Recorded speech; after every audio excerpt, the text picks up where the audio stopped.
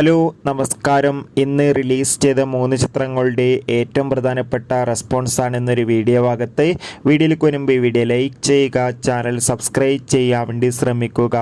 ആദ്യമായി അറിയിക്കാൻ പോകുന്നത് വിനായകൻ, സുരാജ് എന്നൊക്കെ പ്രധാന കഥാപാത്രങ്ങളായി ഇന്ന് തിയേറ്ററുകളിൽ റിലീസ് ചെയ്ത ചിത്രമായിരുന്നു തെക്ക് വടക്ക്. ചിത്രത്തിന് മികച്ചൊരു പോസിറ്റീവ് റെസ്പോൺസ് തന്നെയാണ് പുറത്തുവന്നുകൊണ്ടിരിക്കുന്നത്.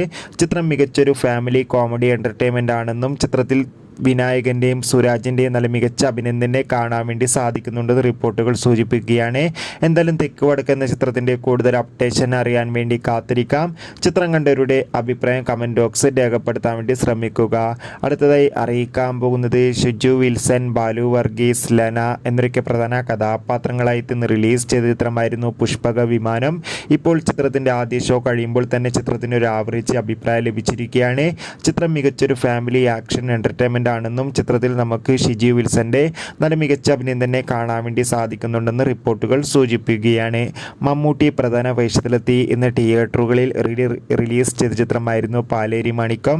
ചിത്രത്തിന്റെ ആദ്യ ഷോ കഴിയുമ്പോൾ തന്നെ ചിത്രത്തിന് അതിഗംഭീരമായ പോസിറ്റീവ് അഭിപ്രായം ലഭിച്ചിട്ടുണ്ട്.